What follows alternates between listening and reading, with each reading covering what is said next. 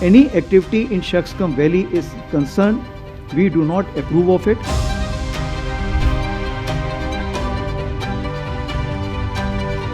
पाकिस्तान ने 1963 के समझौते के तहत शक्सगम घाटी का हिस्सा चाइना को सौंपा था, जिसे भारत कभी स्वीकार नहीं करता।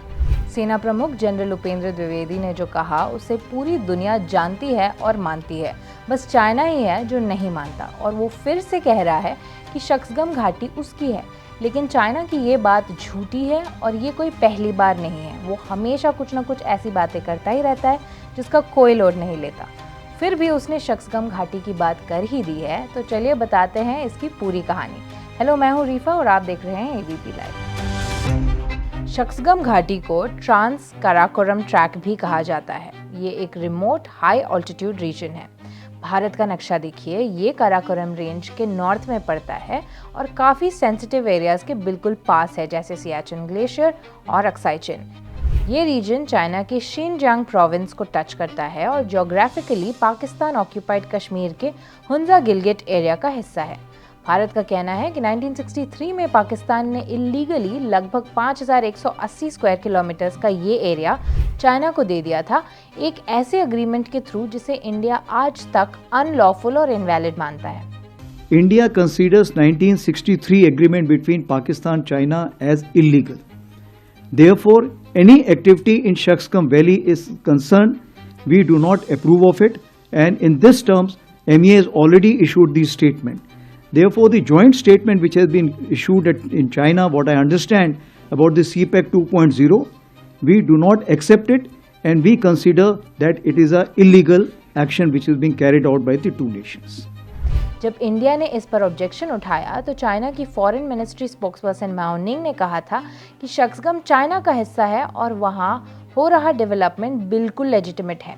चाइना ने फिर 1960s में पाकिस्तान के साथ साइन किए गए बाउंड्री एग्रीमेंट का हवाला दिया और बोला कि इसी एग्रीमेंट ने दोनों कंट्रीज के बीच बॉर्डर डिफाइन किया था।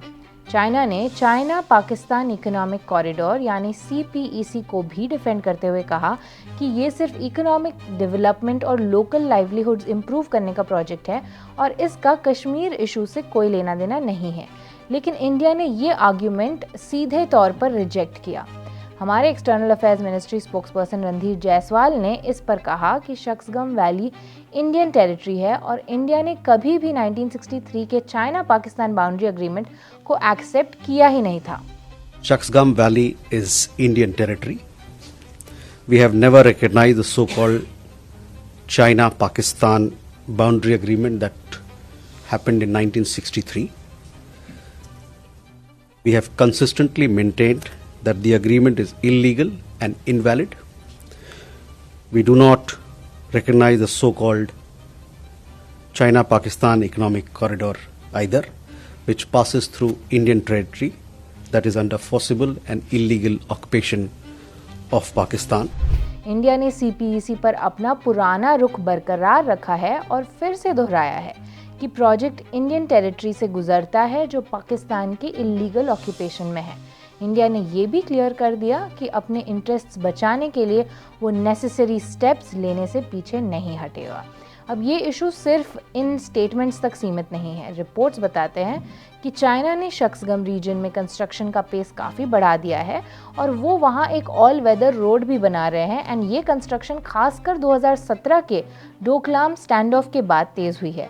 ये all weather road Siachen glacier से 50 किलोमीटर से भी कम दूरी पर है, जो इसे स्ट्रेटेजिक एंगल से और भी ज़्यादा सेंसिटिव बनाता है। रिपोर्ट्स के मुताबिक पाकिस्तान ने इस एरिया में चाइना के साथ नए ओवरलैंड क्रॉसिंग्स भी एक्सप्लोर किए हैं, जो फ्यूचर में दोनों देशों की स्ट्रेटेजिक और मिलिट्री कोऑर्डिनेशन को गहरा कर सकते हैं। लेकिन ये समझने के लिए कि इतना रिमोट और ऑलमोस्ट अनइनहैबिटेड एरिया आज इतना टेंशन क्यों क्रिएट करता है, हमें इसकी हिस्ट्री जाननी होगी। इस डिस्प्यूट की जड़ें जाती हैं 19th सेंचुरी के ग्रेट गेम तक। ये तब की बात है जब ब्रिटिश एम्पायर और रशियन एम्पायर सेंट्रल एशिया में इन्फ्लुएंस के लिए कम्पीट कर रहे थे। ब्रिटिशर्स को डर था कि कहीं रशिया ब्रिटिश रूल्ड इंडिया तक पहुंच ना जाए, इसलिए उन्होंने कश्मीर के नॉर्थ के हाई माउंटेन एरियाज में क्लियर बॉर्डर्स फिक्स नहीं किए। उनका मानना था कि ग्लेशियर्स, माउंटेन्स और हाई पासेस खुद ही नेचुरल बैरियर्स की तरह एक्ट करेंगे। इसका रिजल्ट ये निकला कि अलग अलग ब्रिटिश मैप्स पर इंडिया की अलग अलग बाउंड्री लाइंस बनी थी और चाइना के साथ उस समय तक कोई फॉर्मल बाउंड्री ट्रीटी नहीं थी। यहीं से शक्सगम जैसे डिस्प्यूट्स की शुरुआत होती चली गई। इसी अनक्लियर फ्रंटियर के बीच था हुंजा, एक छोटा सा प्रिंसली स्टेट जिसे लोकल मीर रूल करता था। हुंजा का लिंक जम्मू कश्मीर से था, लेकिन उसका एक्चुअल कंट्रोल सिर्फ सेटल्ड वैलीज तक ही लिमिटेड था। हुंजा के लोग ट्रेडिशनली शक्सगम और रसकम जैसे हाई एल्टीट्यूड एरियाज को सिर्फ ग्रेजिंग और ट्रैवल के लिए यूज़ करते थे। इसलिए ना हुंजा ने कभी इन एरियाज को प्रॉपर्ली गवर्न किया और ना ही ब्रिटिश ने कोई क्लियर बाउंड्री स्टेट की। 1947 के बाद जब इंडिया और पाकिस्तान इंडिपेंडेंट हुए तो ये एम्बिग्विटी जो है वो उनको रियासत में मिल गई। पाकिस्तान ने हुंजा और आसपास के एरियाज़ का कंट्रोल ले लिया, जबकि इंडिया ने एक्सेशन के बेसिस पर पूरे जम्मू कश्मीर यानी फॉर्मर प्रिंसली स्टेट पर क्लेम किया। फिर आया मार्च 1963। पाकिस्तान और चाइना के बीच साइन हुई एक बाउंड्री एग्रीमेंट। इसके अंडर काराकोरम वाटरशेड के नॉर्थ का अनएडमिनिस्टर्ड एरिया, जिसमें शक्सगम वैली भी शामिल था, वो हिस्सा चाइना को दे दिया गया। बदले में चाइना ने वाटरशेड के साउथ में पाकिस्तान के कंट्रोल को रिकग्नाइज किया। अग्रीमेंट में एक क्लॉज ये भी था कि अगर कभी कश्मीर डिस्प्यूट फाइनल सेटल होता है तो बाउंड्री को दोबारा नेगोशिएट किया जा सकता है। पर इंडिया ने इस अग्रीमेंट को तुरंत रिजेक्ट कर दिया, ये कहकर कि पाकिस्तान के पास ऐसा कोई लीगल राइट ही नहीं था कि वो जम्मू कश्मीर के किसी भी हिस्से पर चाइना के साथ कोई डील करे, और ये स्टैंड इंडिया अपना आज भी मेंटेन करता है। आज शक्सगम वैली भले ही खाली और इनहॉस्पिटेबल हो, लेकिन उसकी लोकेशन उससे स्ट्रेटेजिकली काफ़ी इम्पॉर्टेंट बनाती है, क्योंकि वो सिर्फ सियाचिन के पास ही नहीं बल्कि इंडिया, पाकिस्तान, चाइना के ट्राई जंक्शन पर भी है। और यहाँ कंट्रोल का मतलब है मिलिट्री मूवमेंट, बॉर्डर सिक्योरिटी और तीनों देशों के फ्यूचर इंफ्रास्ट्रक्चर प्लान्स पर डायरेक्ट असर। आज के लिए बस इतना ही। अगर आपको ये वीडियो इन्फॉर्मेटिव लगी तो इसे लाइक एंड शेयर करना ना भूलिएगा। एंड ऐसी और डिटेल एक्सप्लेनर्स के लिए देखते रहिए ABP लाइव।